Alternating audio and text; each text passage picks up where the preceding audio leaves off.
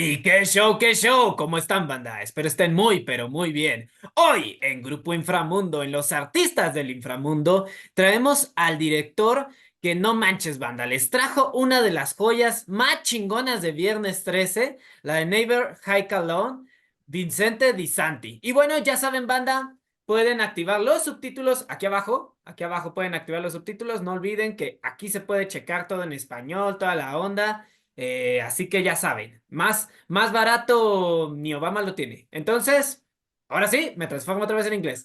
Hello, Vicente, how are you doing? Hey, and apologize for all the subtitles in advance. So there'll probably be a lot. So whoever's transcribing, good luck. Yeah. Don't worry, my friend. How you doing? I am really excited for this interview because I have to tell you, when I am a maniac fan of Friday the 13th, I really Mhm. love it.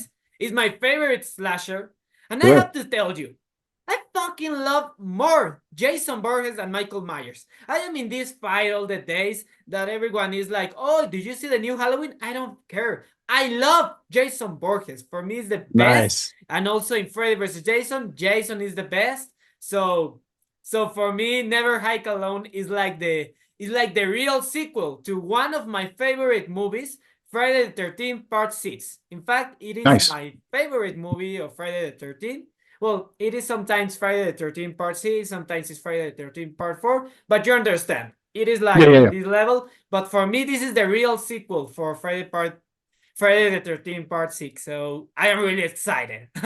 Cool. No, I appreciate that. I share the same sentiment with you. Like for me, it's part six is my favorite. Obviously, I'm a big fan of Tom Matthews and everything he did to bring to the Tommy Jarvis character. But a big fan of the Tommy Jarvis arc in itself. I'm really a big fan of four through six is almost one movie.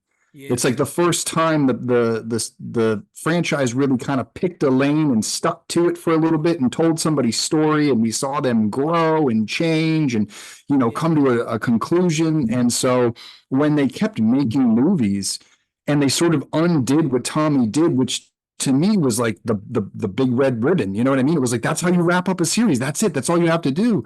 And they kept going and they sort of undid Tommy's resolution. I always felt as a fan a little gypped because I wanted more. I wanted more of it. And I kept waiting for the next movie to come out, thinking like, oh, they're going to write this ship. Obviously, know that like Tommy's the best thing, and they kept going in other directions and doing different things. And then Goes to Hell came along, and then Jason X, and I was like, what are they doing with this franchise? So, Yes. yeah, so that's what I mean. Like you, I'm a huge fan of Friday the 13th. I like horror in general.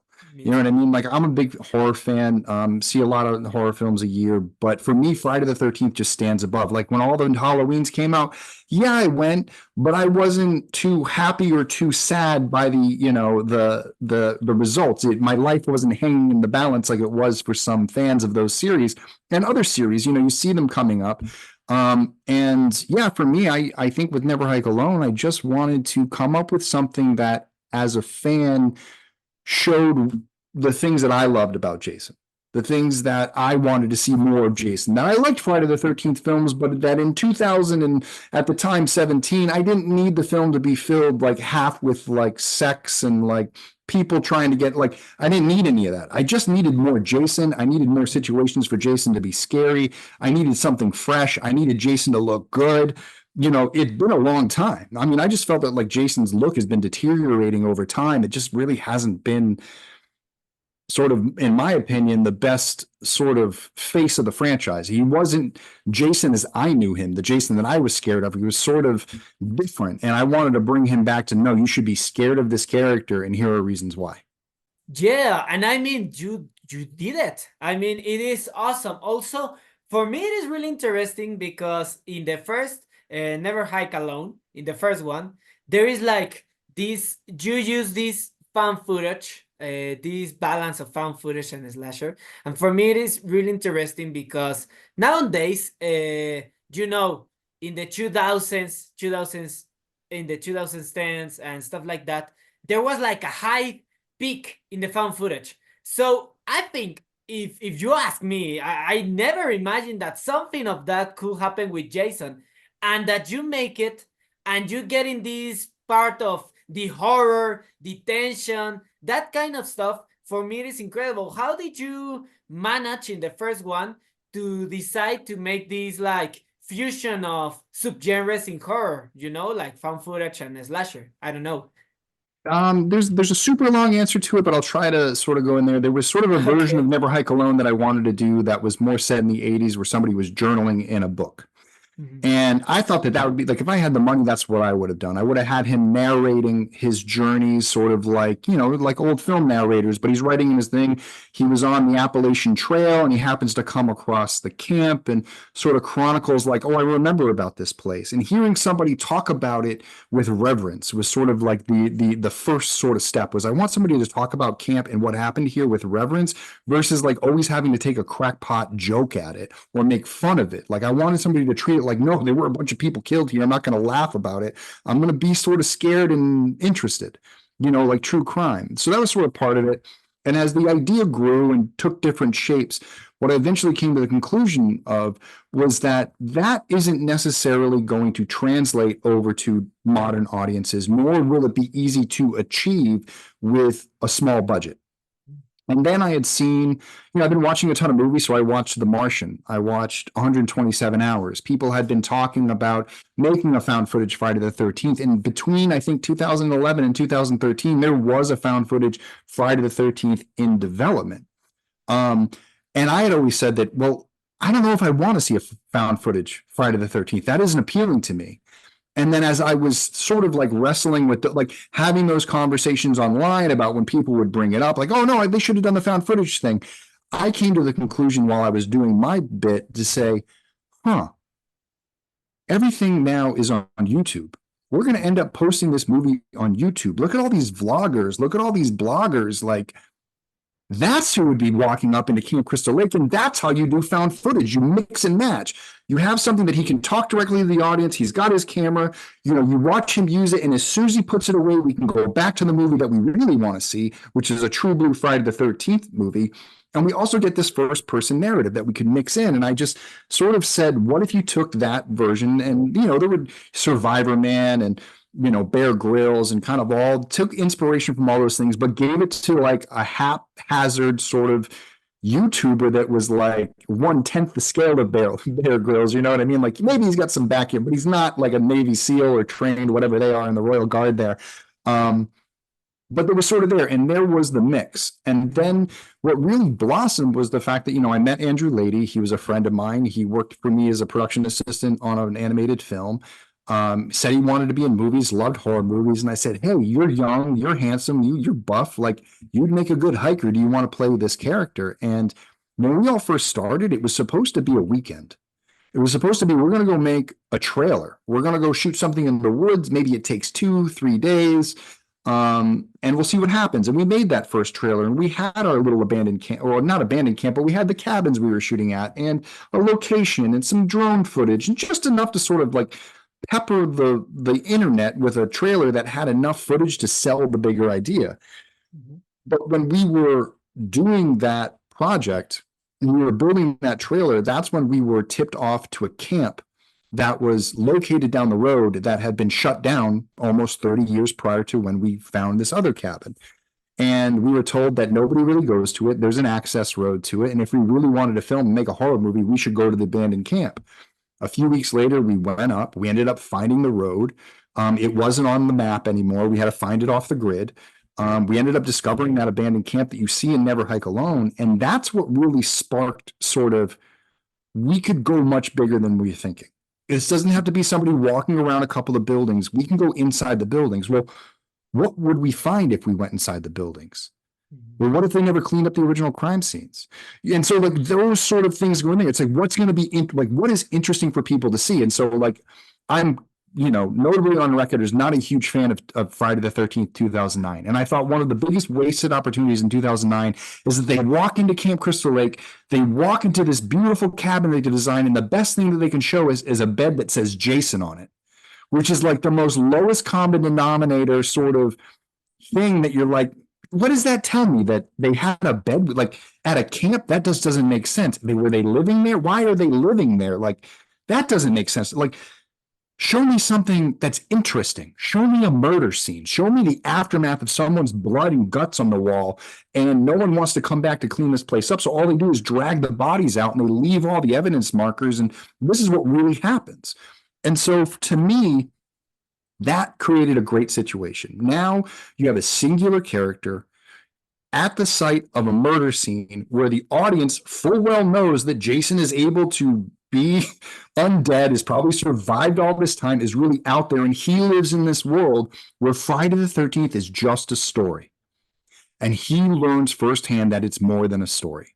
And that's, I think, what makes the first film so special, is because it's much more than a Friday the 13th fan film. It's a film that turns into a Friday the 13th film, and it takes an angle and approach to the franchise that no film has done before in the franchise, and really pays reference to the past, because typically Friday the 13th is always going forward. The last movie's behind them, they're moving forward, they're creating new stuff, and then they're moving on and they're doing it, and they keep going. And they had Tommy Jarvis for a little bit, and they abandoned that. And so we had that movie, we had that idea, we put that all together. And for those of you who haven't seen Never Hike Alone, we do end up getting in contact with Tom Matthews, and we get to put him as the secret surprise at the end of the movie. And I don't know if you were around in 2017 when the movie first released. Yes. Nobody knew that was going to happen. No. We locked that up in July in 2017, and then we didn't tell anybody. We filmed the scene. We took photos, but we didn't share anything. Nobody said anything. Everybody kept the word low. And then when that released, fans got a chance to experience something they hadn't experienced before, a fan film that held up to industry standard. And then they got a special surprise at the end, which is most people's, or at least a high caliber, character from the series coming back and reprising a role and surprising everybody.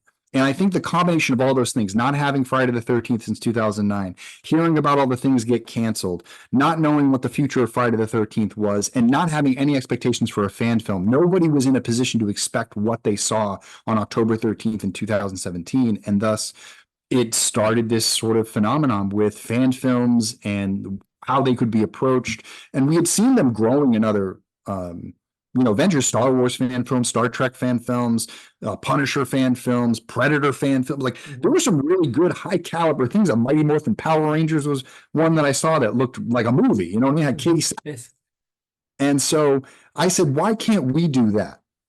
If professional filmmakers are going out and making it look this good, what's stopping us from making a Friday the 13th look good? Because what we need is the woods. We got plenty of that out here.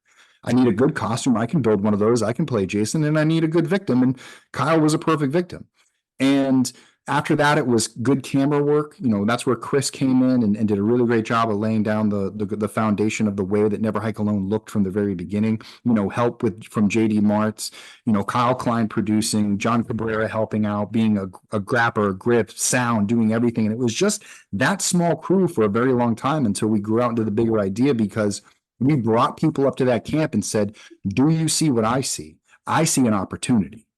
And everyone jumped in and they volunteered and they gave extra time and they worked for less.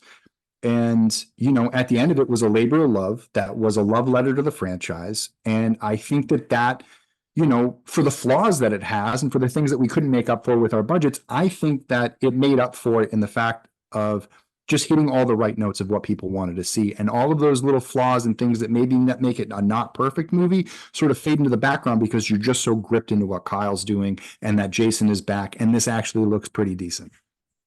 Wow. I don't have words for all of that. It's incredible.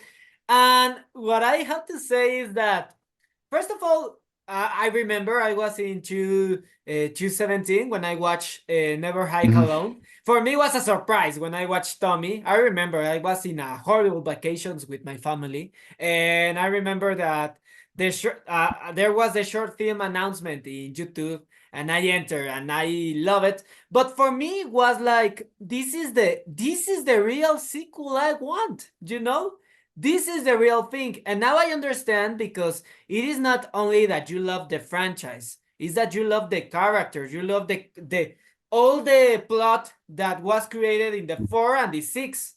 We can talk about the 5, but I think it's more the 4 and the 6. And for me, it is incredible, because this is not just an incredible an incredible sequel. I don't want to tell it like fan film or fan sequel. You know why? Because right now I am in the house of an old friend, and he and we are big fans of Friday the 13th, and we always watch the movies. But when we watch it, the part six, we put Never Hike Alone. Then So Well, for me, I don't want to watch it like a fan film. For me, this is more like, wow, this is the canon for me.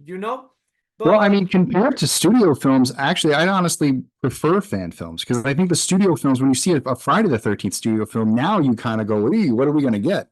And now with fan films, you're seeing the ideas that fans have always wanted to see. Like my good friends who did Jason Rising, they were able to bring back Adrian King and create the world where Alice never died. And that is something that some fans always wanted to see. Why did Alice die? Why'd she have to die? You know what I mean? She was only written out because they didn't want to pay her. So they ended up coming up with that, that kill scene for her, which was unfortunate for, the series back then. But, fans gave it an opportunity for us to rectify that situation. And, yes. it's things that people want to see. And I think that, I'm always going to wear that fan badge with pride because the film was actually made by a fan. That's true. And it was made for fans. And, the fact that fans love it is what our goal was. I wanted to give fans something to smile about for the first time in like 8 years because we had been let down after letdown after letdown with all the movies failing and not getting any more and watching every other franchise get like a reboot, trilogies and all this stuff. And we just wanted to feel seen as Friday the 13th fans to say, no, our franchise still has life if you treat it right. And if you treat the characters and the plot and the situation with reverence. And I think for me, I spent a long time in story development for animation. And so it really honed my skills for storytelling. And I think that during that time when I was going through that phase of learning all that information about storytelling and then rewatching all the Friday the 13th franchise films, I started to know I started to do something because I had this really keen ability in story meetings to notice when things got knocked out of place in other parts of the film when we would make changes or notes. I knew that, if we make this note, that means that we got to change this, this, and this. And all of a sudden, I was watching Friday the 13th that way, and I started to see that story weave through it. And I realized, oh my God, the secret to Friday the 13th is there. It's underneath sort of all these other, it's not the focal point, but there's something there to draw from. And if you amplify that, if you bring up the volume of that sort of part of the movie, then more people will pay attention to it and it will feel like they always knew it because it's always been there. You just got to put a spotlight on it. And so I started doing those things to the things that I loved in the series. And that's how it turned out the way it was because I wasn't coming up with anything new. I was looking at what made the franchise strong. I focused on those elements, what made me a fan. And I gave that back to the audience. And I said, I'm going to get rid of all this other bullshit because, yeah, that's fun. And it was cool in the 80s when everybody wanted to watch a John Hughes movie and there wasn't internet where you could see naked people at the drop of a dime. That was fine. It's the 2000s. We don't need that. Like, it's actually distracting at this point, and it's actually kind of weird. Like, it's actually weird if you really need to jam it into the movie. It's like, what kind of pervert are you? Like, this is kind of odd and off-putting, and I would feel awkward if I brought a date to this movie because I was like, hey, I want to come watch a Friday the 13th. You know that I like when they do like raunch and they treat women like objects, man. They treat, or if they say in The Big Lebowski, he treats objects like women, man. But anyway, so I just wanted to focus on, what was really important to me. And I think that one of the key things was the mother and son aspect. So I wanted to bring back the fact that, like, if you were going to have Jason hidden in a camp, he would find a place in the camp to really hunker down, protect his mother's head, and just sort of ward off all people from coming. Like, if he wanted to do what they did in 2009, he would act like this, not like that. He would actually be very reserved the entire time and only attack when it was sort of, they had crossed a certain line. And Kyle crosses a line when he discovers his mother. Because if Kyle didn't do that, if Kyle would have just stayed in the camp and kept to himself and then went away, that helps Jason. Because that means somebody came in, went out, didn't die. It means Jason's not here, right? It means nobody has a reason to poke around and look.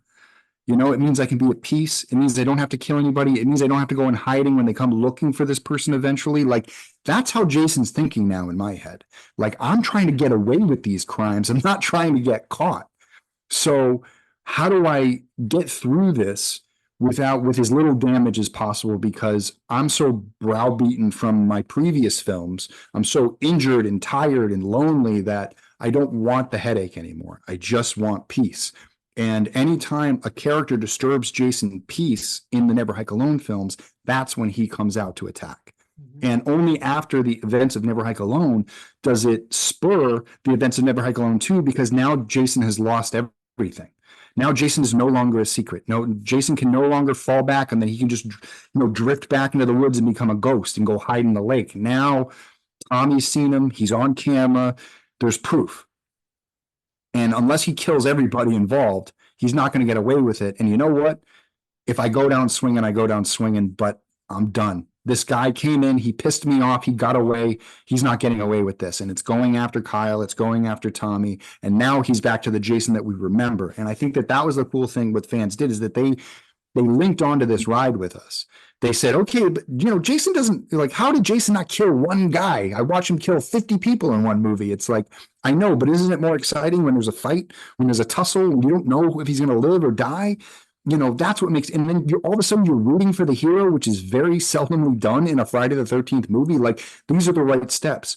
And I promised fans, if you stick with me in this story, it's going to get bloodier. It's going to get messier, but you got to let me establish some base story so you know what's going on here. And that's what created, I think, that level of Friday the 13th storytelling, that when people like you watch it and they say, no, this is just as good as the franchise for me, it's because we may not have the same tools and techniques as some of the bigger films with some of the big things they could do, being able to do scope and scale. But what I will say is we will outstory any of those films. I will outstory any of those films. And that's what I will stand by, is the fact that we gave Friday the 13th something it never had, a story. And when we did that, it all of a sudden amplified horror's greatest character, and it put him in a movie that we could be proud of. Like, I think Halloween fans can be very proud that Halloween 1 exists, because no matter how bad the franchise gets, they can always just look back in that movie and say, whether you like Michael or not, whether you have anything about the movies, the first one is a classic and it's a good movie. In Friday the 13th, it's sort of like, Part 6 is a good movie, but you got to wait till Part 6 to get a good movie. Or like, Part 4 is good. It's like, but you got to wait till Part 4 to get to a good one. Part 2 is pretty good. People don't usually love Part 1. Part 3 is pretty good, but like, you wouldn't call them Halloween level sort of pieces of art from a directing, cinematography, filmmaking standpoint. They don't quite hold up with the storytelling and the simplicity and the execution and tone of the original Halloween. But Halloween became Friday the 13th and then couldn't do Friday the 13th as well as Friday did. So as an all-encompassing franchise, Friday's the better thing, because it's more consistent, and it doesn't really, it doesn't get worse. It pretty much stays even keel, and then it gets worse towards the end. But for the most part, it just kept getting better for a little while. And Part 6 is probably the best one, and it's like, is it better than the first Halloween? I mean, I'd rather watch it than the first Halloween, but I think if you ask most people would prefer the Halloween. But if you ask what's your favorite franchise, more people will say Friday the 13th. And I think what I wanted to do was let me put Friday the 13th in that first Halloween movie. Let me create something that is well structured as that for Jason. And then that will be a platform for Jason to leap off of and then say, okay, now he has been in a good movie. And this is why, in terms of, if you want to sit down and watch a scary character do what they do, Jason is better because of the environment, because of the types of situations he can get him into, because the type of violence he can do is actually expected, versus where with Michael, it kind of got ridiculous after a while because he went from being a completely normal human to, whatever. Jason, you can say the same thing, but he always had those brutal feats of strength. It was established in the first film. Tom Savini's effects established that Friday the 13th was an envelope pusher when it came to special effects. Halloween didn't really do that. Halloween was all about just tension and dread. There was barely any blood in the movie. Friday the 13th is where they spilled the blood, and the entire, slasher boom was based on that. Obviously also based out of Giallo, but in America, when Friday the 13th hit and that became the thing, everybody wanted to make a splatter movie with a lot of effects, a lot of nudity, and a killer with a funky mask that had a backstory. And that was, and that became the formula. And even though that was borrowed from Halloween and Halloween borrowed from Black Christmas, Friday the 13th put that polish on it that made it sort of a rubber stamp. You could just pound these movies out, but no matter how many movies they made, how many different masks they came up with, how many alternate, backstories and locations, it was, at this camp or that camp or a high school or a college or a blah, blah, blah. Nothing beats Camp Crystal Lake, Pamela and Jason Voorhees. It's such a perfect horror movie setting and story that it's tough to beat that. And that's why when people ask, why didn't you do an original film? I said, because I didn't want to put a bogus mask on what should be Jason. I want to direct Jason. That's where I want to be. I want to tell Jason's story. It's very specific. Everything I've written is about Jason. And I don't want to change a couple of details and then say it's original, because at the end of the day, we all know it's Jason. So that's just always going to be, I'm either going to make a Jason fan film and be able to call it for what it is, or I'm going to have to fake it, and I wanted to make a Jason film, and that was that. And that's how I ended up deciding to do that. That's awesome. I mean, and you did it. Wow, this is like, Yeah. I mean, this is like a dream come true. And also, I am really astonished by the facts that you're telling about how does the franchise of Friday the 13th, everyone thinks is that they prefer the franchise, but as a movie, they prefer this Halloween sometimes. But for me, it's really interesting. I always had said that for me, my favorite franchise is Friday the 13th. But for me, the best timeline and best balance of quality in movies are the Chucky movies for me. Because I always think that they got they are like this continuous story plot of Charles Lee Ray, then with Andy, and then with Tiffany, but they are always like, they try to be like, have a relation, And with Friday the 13th is what you said, that after Friday the 13th part 6, they don't talk about Tommy, they start to go, Jason on the boat, that I don't like it. But the thing is that it is really interesting that also for me, I got this question that I am surely that the people will love it, this question. What does it feels to be the director and also Jason Borges in the movies? That is awesome as hell. Yeah, I know it's a lot of fun. I always wanted to play Jason. When I originally got into the role, I only thought I was going to be doing it for a few minutes, but ended up having to carry it for a way. I do have a stunt double that I work with. His name is Brian Forrest. He does a fantastic job mirroring me, and sort of we work off of each other when the days get too complex. But I mean, anytime I can get into the costume, I do take that opportunity. It's great. I mean, having the costume on, it's like you're covered head to toe. I mean, I have gloves on, the silicone gloves that cover my hands, the silicone mask with the mask over it. No one can see what face I'm making. No one can see where I'm looking. No one can see what I'm like. You just feel very protected inside of it. It's like no one can look at me right now. I don't have to like do anything. I can just be inside this thing and just be Jason. And it's fun. It's like powering a mech suit, I guess you could say, because you got to carry everything with you, and you got to make it work for the camera. But it's fun when you get a shot to look right, when you get Jason to look imposing and powerful. It just makes it all worth it. And like to be in the costume and being there posing it, it's a challenge. You know what I mean? Like I'm in costume, I can only see so well. I got a monitor set up off screen so I could sort of look out of the corner of the mask to make sure that I'm lined up right without noticing that my eyes aren't even looking at the camera. I'm like, okay, yeah. And there's actually, if you go to the behind the scenes of Never Hike in the Snow, you can see when we did for the last seat where I stomp on the GoPro or stomp on the camera, I had my phone sort of mounted up above where the GoPro was so I could see what I was doing. And you can see me like sitting there trying to like move the gun around to get it in the right position. Like what looks the most imposing? What doesn't look awkward? You know what I mean? Yeah. You see Jason's just doing this. Where is it? Okay, right here. and then like the camera would fall and all this stuff. And I'm sitting there giving direction and Jason and telling everybody where to go get lunch. So it's funny, I mean, it has the thing, but I just, I really like doing suit acting. It's a lot of fun. It really gives you a chance to be expressive. You can't say anything, which I think is sort of freeing. You have to act with your body. And I think that is just, it's just a lot of fun. That's all I can say. It's just, you get to make things up as you go. And if it looks good, it stays. And if it doesn't, you try something else and you just keep moving forward. Yeah, no, I mean that's awesome. Love it. I imagine all this that you are all the things that you talk. I imagine Jason doing it, and it's like, wow, this is awesome. And also, I think it is a challenge that you did, so it's incredible. And my other question will be, well, you got this experience with never hike in the snow, never hike alone. What do you think is the right now? Well, surely the TV series of Friday the 13th is coming from Mhm. A24, I think, yeah, Yes. for Peacock. Mhm.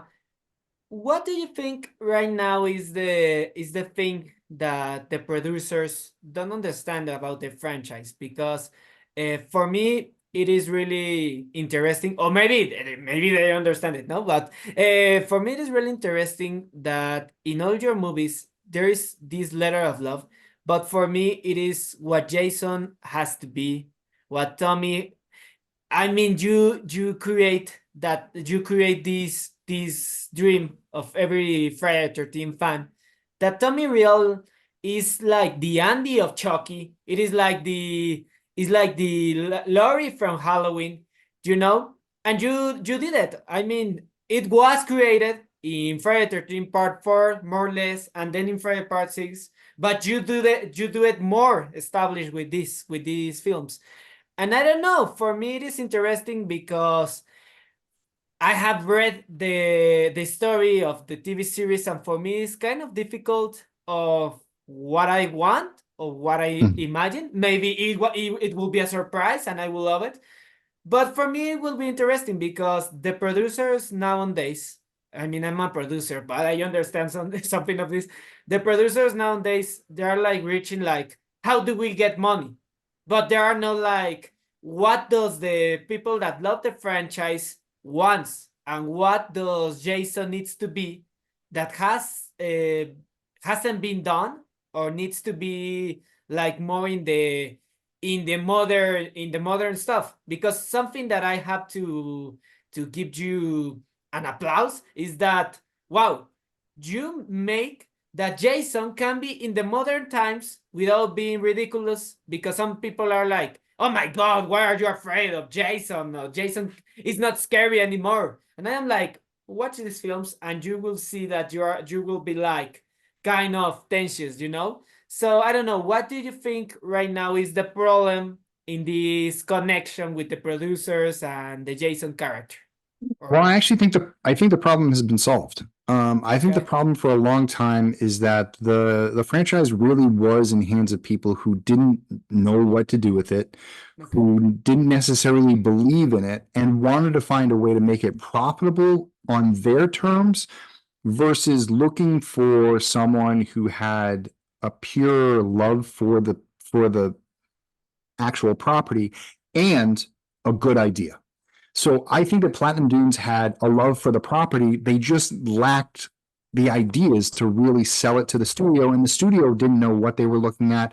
And everybody that they put in front of the studio didn't really have much faith in yet, which is kind of funny because David Bruckner ended up, blowing up and like becoming, he did Hellraiser and, and I think he's doing Christine and he's doing it. Oh, I don't know if he's doing Christine. Like somebody's doing Christine.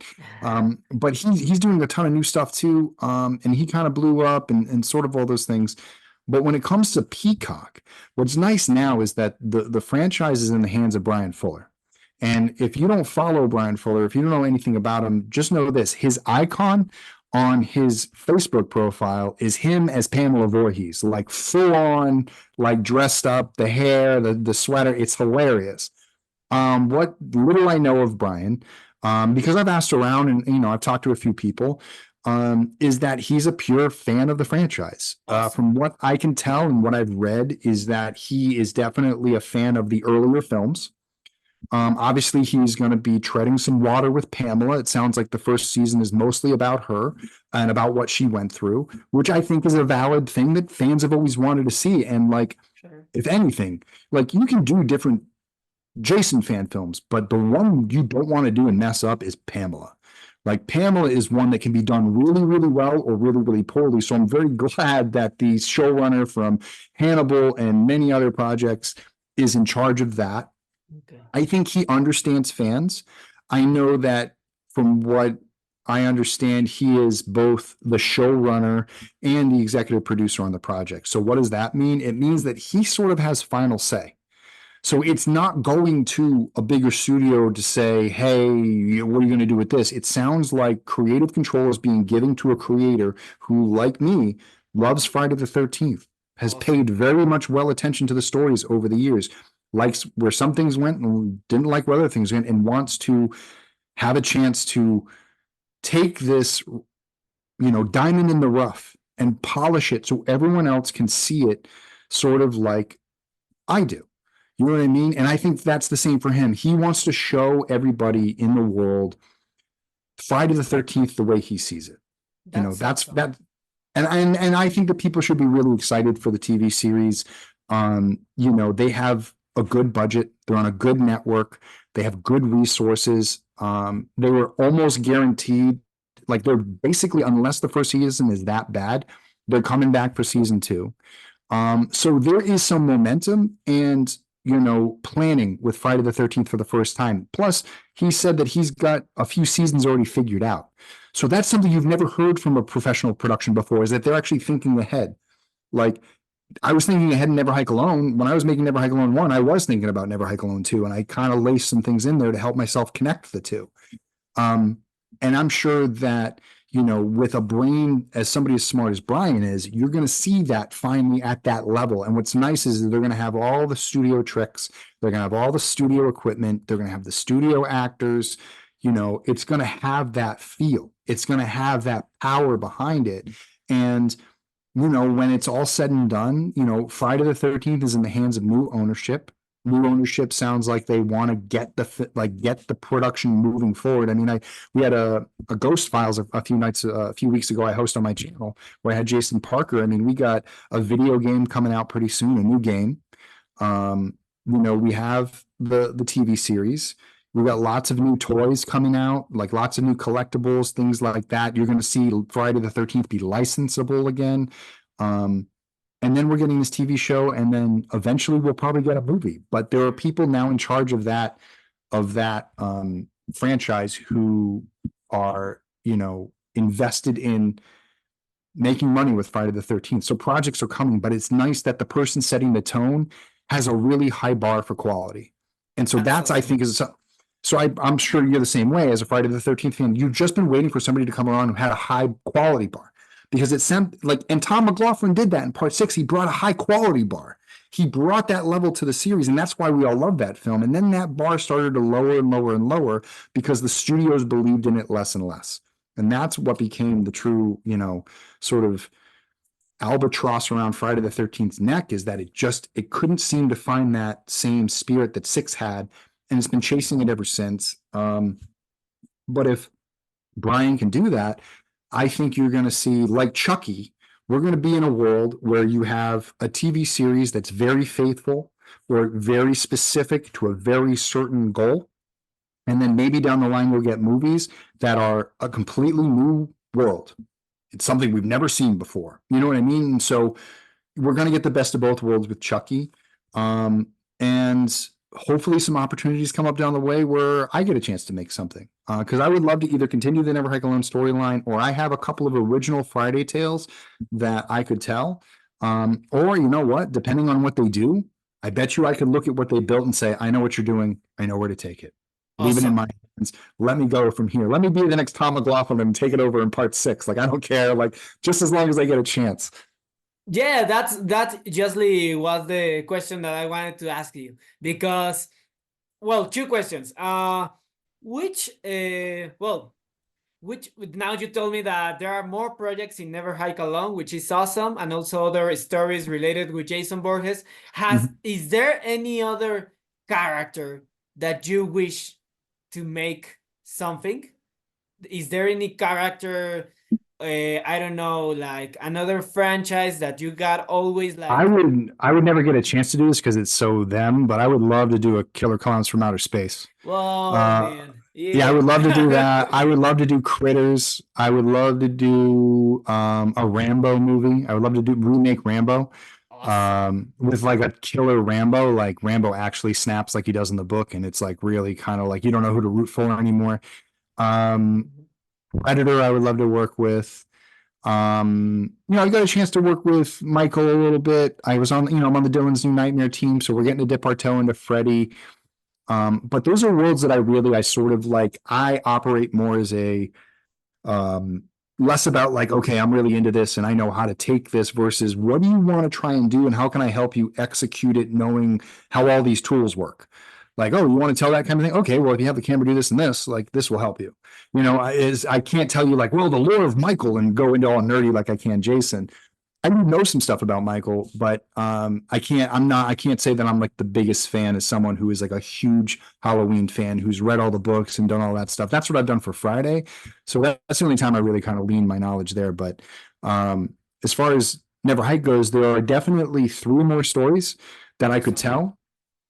tell. There's Ghost in the Fog as well, which is going to be an animated feature, but there's a story about Pamela. There's a story about how Jason got back from Manhattan, and then there's a story about what happens after Never Hike Alone 2. And so Whoa. Okay. they're not like I say that with a grain of salt because none of them are in pre-production or planning or being written. Um, all of the projects are stories in my head.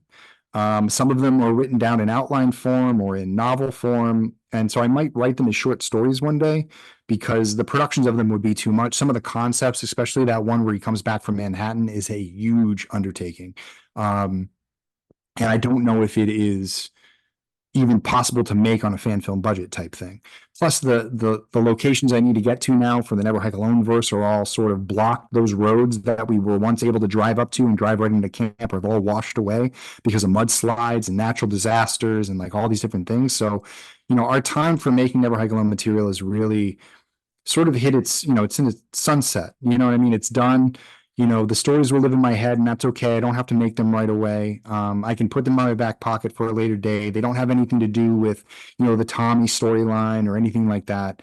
They're just kind of one-off character stories about Jason, and Pamela for that matter.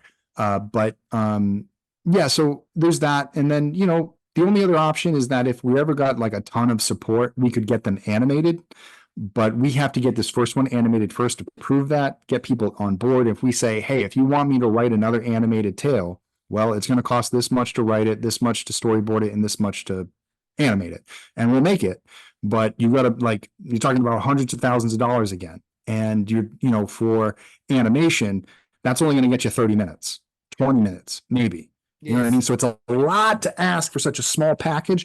But I hope that I prove to people that in that package, I'm going to give you some like holy shit moments about Friday the 13th and Jason, secrets you've never realized could be true about Jason, not changing his story, but amplifying it. Just like I did before. It's not changing it. It's not adding anything that wasn't there before. It's just using what's there and amplifying.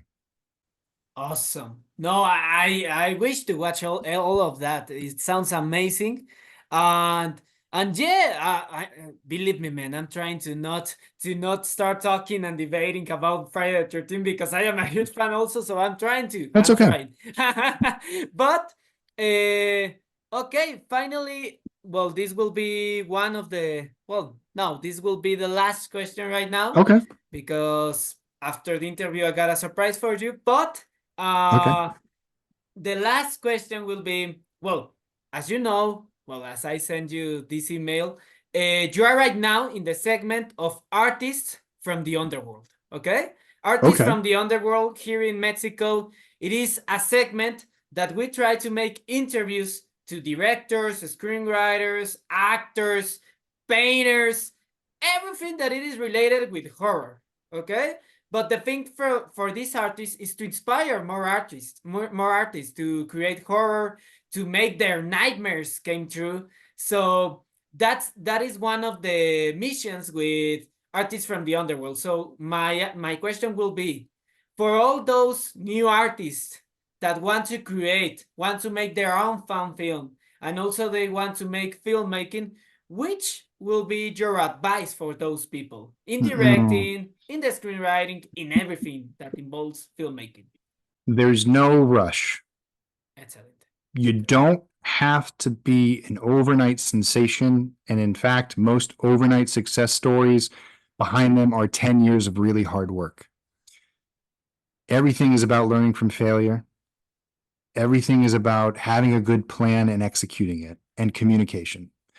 So if you take your time, you come up with an idea, you feel passionate about it, you got to be able to put in the time to wrestle it into a good idea. You know, a good script was just a bad script that got worked on enough. And so if you go out, I'll say this as an example. I had an idea for Never Hike Alone that wasn't the Never Hike Alone that everyone saw. I filmed it. It was probably about 2 minutes long, not even. It's a very simple idea. If done perfectly, maybe I would have never made the other Never Hike Alone. It would have just done what I wanted it to do. It would have been almost exactly what I wanted. But I watched it when I was done. There were shots that were out of focus. There were moments when you can see the costume popping out of the collar. Shots didn't line up, lighting didn't line up. The last shot, the most important shot, is out of focus because it was sort of like the big reveal of the whole thing.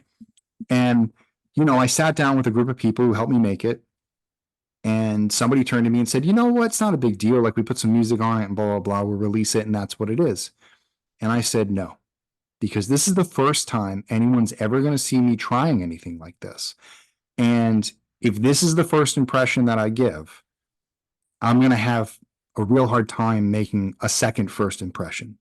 So I'm going to take this, I'm going to learn from it, and I'm going to get better. And until it reaches a certain level, that's when I'm going to start sharing it. And that's when we shared the first, we ended up sharing the first trailer for Never Hike Alone. And that you can look up on our YouTube, was released in May of 2016, which, is very simple, but it's pretty close to what the final Never Hike Alone came out to be. And I was right there, and I understood that I needed to learn more.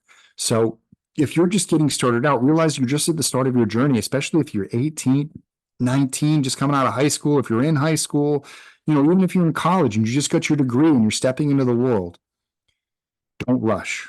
If you race up the ladder, I guarantee you're going to race into a place that you don't want to be. You're going to get there so fast, you're not even going to know how you got there.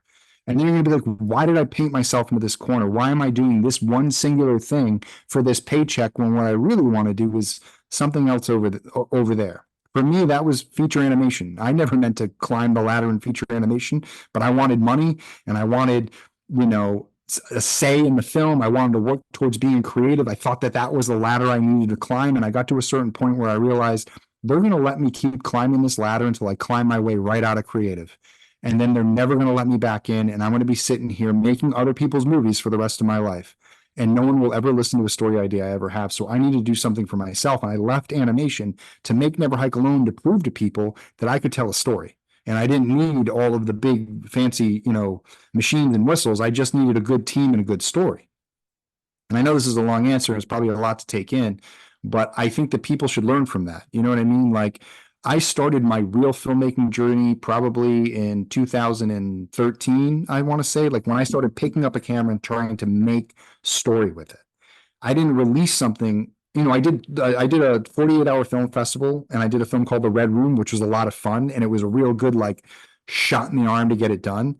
And then after that, I did Never Hike Alone, and I spent all of those years sitting in, especially if you're going to be an artist and you're going to get a job, say you're a storyboard artist, or you're, in any type, if you're a production assistant in film, take the early years to just shut up and listen. You don't have all the answers. Your professors don't work in the industry, so they don't know shit. They're not out there every day earning a living. You know what I mean? They're sitting in a classroom telling you what the textbook told them. They're not on set. What they tell you, I swear to God, as soon as you get on set and you talk to an indie professional, you're going to look like an idiot so fast, you're going to realize you just spent 4 years in film school and you learned nothing. And now your education is about to begin if you're willing to listen. And if you listen to these people who, when you start to get to know them, all of a sudden, this person you worked with, people I worked with, okay, they cut trailers for Friday the 13th. So what do? I sit down with them and I have a conversation. I say, tell me about your career. You take a senior person out for lunch or a coffee and you say, tell me about your career. You will learn more about film than in any film class, because you'll learn about the art, you'll learn about the business, you'll learn about the personal relationships and how the three of those things will tie you together for your entire career. It's the people you stick by, the people you work for, and the amount of effort you put in, and protecting yourself and others. And if you do those things, you'll find success in the industry. And you got to be able to stand up for yourself, or else people will get you to sell out quick. They'll flash money in your face and you'll end up doing things that you don't want to do.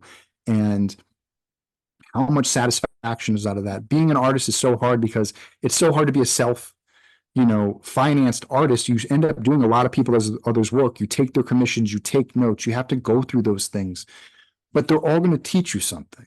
You're always going to get better. And after a long period of time, you're going to be at that point where people are going to seek out your art, but you got to work up to that point, and you can't expect it to be right out of the gate, even though you were the best in your class, or, you got a good grade on a project one time, or, you did something in your local theater or your local town that did really, really well. When you start to step outside of those boundaries, you got to have a thick skin, and you got to be ready for failure. You got to be people to not like your work. You got to be ready for people to critique you. And you got to be able to read those critiques and see what's behind the critique. Is somebody just having a bad day and they didn't really watch the movie?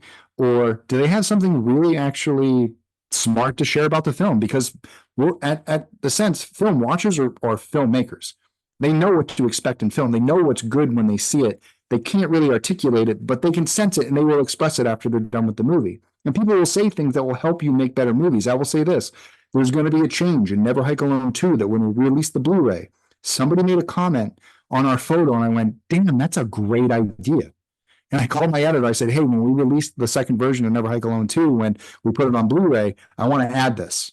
And it's going in. And I'm going to give them credit because it was a great idea. And it's just because somebody lobs an idea at you doesn't mean they're insulting you. They're actually it makes you a better filmmaker. And that's how you get better. People will share insight with you. You got to listen, you got to process, and then you have to make your own decision. And again, there's no rush. Like, I'm 40 years old. You know what I mean? I've been in the business since I was 24. I didn't make my first film till I was 32. So there's time. I spent about 6-8 years really studying the craft from masters before I tried to pick up the tools and do it.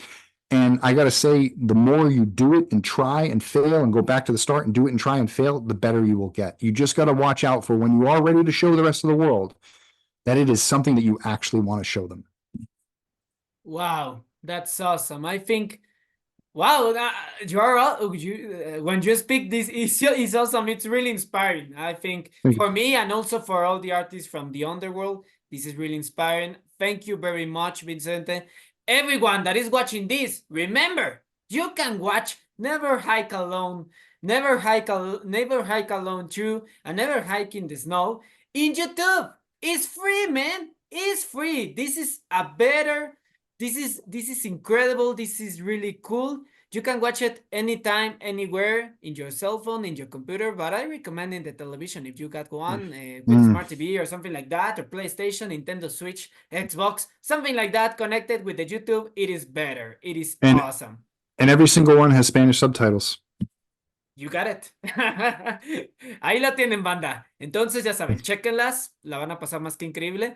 Thank you very much, Vincente. It was an awesome interview. And I got a surprise after the interview. So cool, great. I'll stick around. Maybe we can.